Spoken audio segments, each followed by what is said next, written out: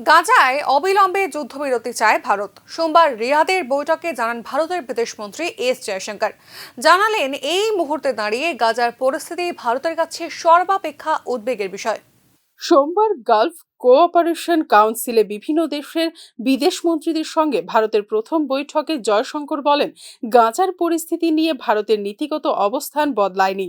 আমরা সন্ত্রাসবাদ এবং মানুষকে বন্দী করে রাখার বিরোধিতা করি। তাই এই মুহূর্তে গাজার পরিস্থিতি নিয়ে উদ্বিগ্ন ভারত।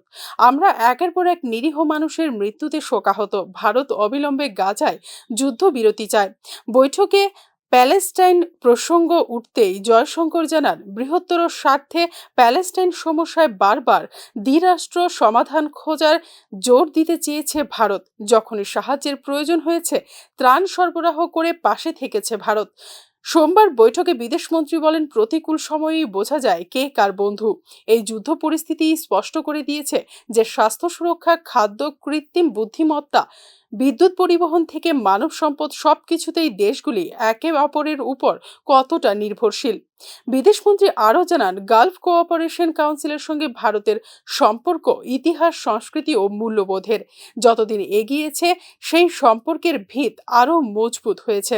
জয়শঙ্কর বৈঠকে উপস্থিত সকলকে মনে করিয়ে দেন, কাজের সূত্রে জিসিসির অন্তর্ভুক্ত দেশগুলিতে 90 লক্ষেরও বেশি ভারতীয়ের বাস। তারাই ভারত এবং ওই দেশগুলির মধ্যে সেতু বন্ধনের কাজ করে থাকেন। সেই সব ভারতীয়দের নিরাপত্তা সুনিশ্চিত করার জন্য উপস্থিত দেশগুলিকে ধন্যবাদও জানিয়েছেন তিনি। Bureau report, news now.